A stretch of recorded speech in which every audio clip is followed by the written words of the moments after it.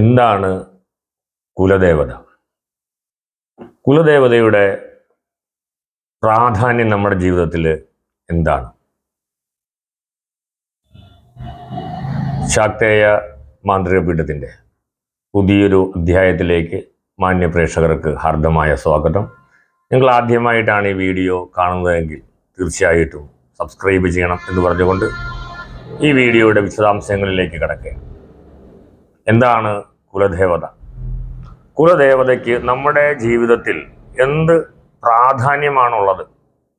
പലപ്പോഴും ജ്യോതിഷ സംബന്ധമായിട്ടുള്ള വിഷയങ്ങൾ അറിയുവാനായി വരുന്ന പല ആളുകളും കുലദേവത പ്രീതിയില്ല, കുടുംബ ഭരദേവതയുടെ പ്രീതിയില്ല എന്നുള്ളത് കൊണ്ട് പലപ്പോഴും പലതരത്തിലുള്ള ദുരിതങ്ങൾ അനുഭവിക്കുന്നതായിട്ട് നമുക്ക് കാണാനായിട്ട് സാധിക്കും. അതിന് ജ്യോതിഷന്മാർ പലതരത്തിലുള്ള വഴിപാടുകൾ കഴിക്കാനായിട്ട് പറയാറുണ്ട്.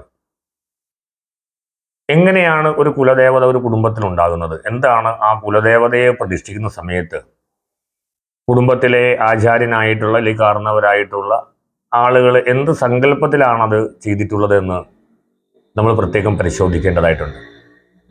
ത്രിവർണ്ണികളായിട്ടുള്ള ആദ്യകാലത്തെ ആളുകൾ വൈദിക പഠനവും വേദാചാര്യങ്ങളും എല്ലാം നടത്തിക്കൊണ്ടിരിക്കുന്ന സമയത്ത് പിന്നീടുണ്ടായ പല തലമുറകൾക്കും ഇത്തരം വേദജ്ഞാനം നേടുവാനായി സാധിക്കാതെ വരികയും ഒരു കുലദേവതാ സങ്കല്പം എന്ന ഒരു സങ്കല്പം, ആ സങ്കല്പത്തിൻ്റെ അടിസ്ഥാനത്തിൽ നമ്മുടെ കുടുംബത്ത് ഒരു ദേവതയെ അഥവാ ഒരു മൂർത്തിയെ പ്രതിഷ്ഠിച്ച് അതിൻ്റെ ആചരണങ്ങൾ എങ്ങനെയൊക്കെയാണ് എന്ന് കുടുംബാംഗങ്ങൾ മനസ്സിലാക്കുകയും ആ ആചരണങ്ങളുമായി അവർ മുന്നോട്ട് പോവുകയും ചെയ്യാറുണ്ട്. നിരന്തരമായിട്ടുള്ള മന്ത്രസാധനകളും മന്ത്രജപങ്ങളും മൂർത്തി സേവകളും കൊണ്ട് നമ്മുടെ ശരീരവും മന്ത്രപൂരിതമാകുകയും മന്ത്രശക്തി ലഭിക്കുകയും ആ മന്ത്രപൂരിതമായിട്ടുള്ള ആളുകൾ താമസിക്കുന്ന ആ കുടുംബത്ത് ആ ദേവതയുടെ ശക്തിയും ഐശ്വര്യവും ചൈതന്യവും ആ കുടുംബത്ത് ലഭിക്കുകയും അങ്ങനെ ഉണ്ടാകുന്ന തലമുറകളെല്ലാം ആ കുടുംബ പരദേവതയുടെ ചൈതന്യത്തിൽ വളർന്നു വരികയും ആ കുടുംബത്ത് ഐശ്വര്യവും സമ്പൽ സമൃദ്ധിയും ആരോഗ്യവും ഒക്കെ ഉണ്ടായി നല്ലൊരു തലമുറയെ സൃഷ്ടിക്കുവാനായിട്ട് ഈ കുടുംബ പരദേവതയുടെ പൂജാ സാധനങ്ങൾ കൊണ്ട് സാധിക്കുകയും ചെയ്യുമായിരുന്നു. എന്നാൽ പിന്നീടുള്ള ആളുകൾ ഈ കുടുംബ പരദേവതയുടെ പ്രാധാന്യം അറിയാതെ പോവുകയും ഇല്ലെങ്കിൽ കണ്ടില്ലെന്ന് നടിക്കുകയും ചെയ്തതോടുകൂടി ആ കുടുംബ പരദേവത സ്ഥാനങ്ങൾ നമുക്ക് നഷ്ടപ്പെട്ടു പോവുകയും അതിൻ്റെ ഫലമായിട്ട് കുടുംബത്ത് പലതരത്തിലുള്ള ദുരിതങ്ങളും ദുഃഖങ്ങളും നിരന്തരമായി ഉണ്ടാവുകയും ചെയ്യുന്നു. തലമുറകൾ ഓരോന്നും വഴിതെറ്റിപ്പോകാനുള്ള അതിനായിട്ട് മാറുന്നു. കുടുംബത്ത് ശിഥിലതയും ശൈഥില്യവും അതുപോലെ തന്നെ കലഹവും സന്താനം ഇല്ലാതിരിക്കുകയും രോഗങ്ങളും നിരന്തരമായി സംഭവിച്ചു കൊണ്ടിരിക്കുന്നു.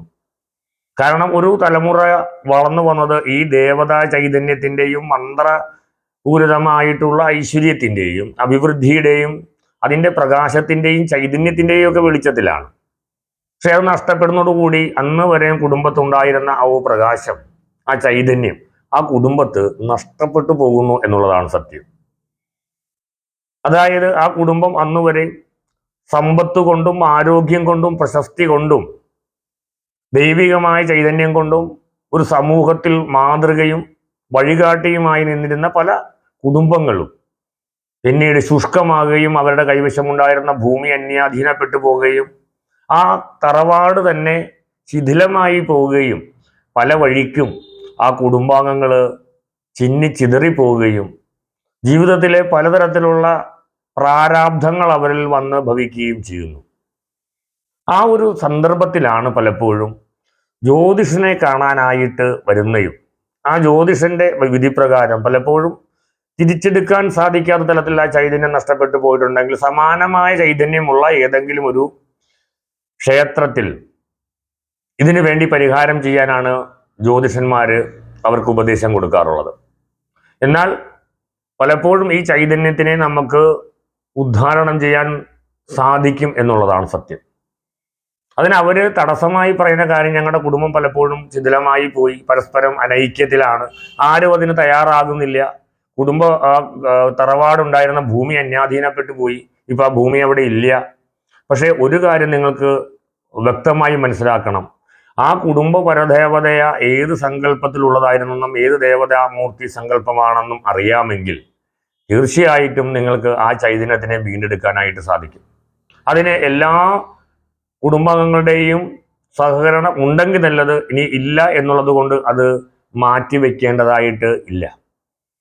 ഏതെങ്കിലും ഒരു കുടുംബാംഗത്തിന് നിയോഗം പോലെ ആ ഒരു കുടുംബ പരദേവതയുടെ സ്ഥാനം പുനരുദ്ധരിക്കണം എന്നൊരു ആഗ്രഹമുണ്ടെങ്കിൽ തീർച്ചയായിട്ടും അത് നടത്തുവാനായിട്ട് സാധിക്കും എന്ന കാര്യത്തിൽ സംശയമില്ല. അത് ചിലപ്പോൾ നിങ്ങളുടെ നിയോഗമായിരിക്കും.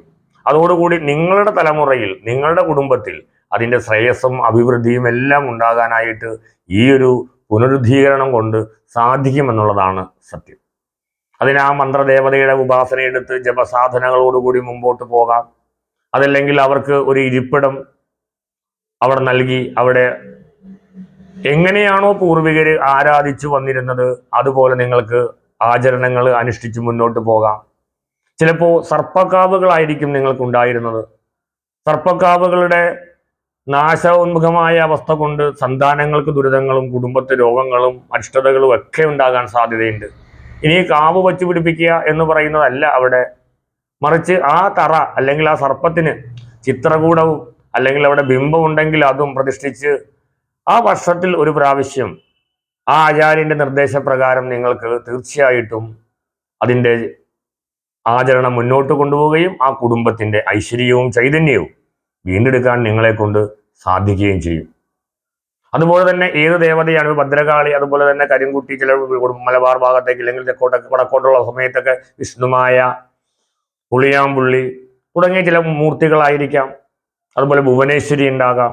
അപ്പൊ ഇതിൻ്റെയൊക്കെ ആ മന്ത്രദീക്ഷയോടുകൂടി വാർഷികമായിട്ട് അവയുടെ ഒരു ആചരണം നിങ്ങളുടെ കുടുംബത്തിൽ നടത്തിക്കൊണ്ട് പോവുകയാണെങ്കിൽ തീർച്ചയായും നിങ്ങൾ അനുഭവിച്ചു കൊണ്ടിരിക്കുന്ന പല ദുരിതങ്ങൾക്കും ദുഃഖങ്ങൾക്കും ഒരു ശമനം വരുത്തുവാൻ സാധിക്കും. അതല്ലാതെ നിങ്ങൾ അതിന് പരിഹാരമായി ലോകത്തിന്റെ ഏത് ഭാഗത്ത് എവിടേക്ക് എന്തെല്ലാം പൂജകൾ കഴിച്ചു കഴിഞ്ഞാലും എന്തെല്ലാം പരിഹാരങ്ങൾ നടത്തിയാലും ഒരിക്കലും നിങ്ങൾക്ക് ആ നഷ്ടപ്പെട്ടു പോയ ചൈതന്യം വീണ്ടെടുക്കാത്തിടത്തോളം കാലം നിങ്ങളുടെ കുടുംബത്തിന്റെ ചൈതന്യവും ഐശ്വര്യവും വീണ്ടെടുക്കാൻ സാധിക്കില്ല. അതുകൊണ്ട് കുടുംബ പരദേവതയുടെ പ്രാധാന്യം മനസ്സിലാക്കിക്കൊണ്ട് ആ ശരിയായ ഒരു ആചാര്യനെ അദ്ദേഹം പറയുന്നത് നിഷ്കർഷയോടെ പാലിച്ചുകൊണ്ട് നിങ്ങൾക്ക് മുന്നോട്ട് പോയാൽ നിങ്ങൾക്ക് എങ്ങനെയാണോ നിങ്ങളുടെ പൂർവികർ വളരെ സമ്പൽ സമൃദ്ധമായി ജീവിച്ചിരുന്നത് അതേപോലെ തന്നെ നിങ്ങൾക്ക് കുടുംബത്തിനും സമ്പൽ സമൃദ്ധിയും ആരോഗ്യവും ഐശ്വര്യവും നേടിയെടുക്കാൻ സാധിക്കും എന്ന് പറഞ്ഞുകൊണ്ട് ഈ വീഡിയോ നിങ്ങൾക്കായി സമർപ്പിക്കുന്നു. നന്ദി, നമസ്കാരം.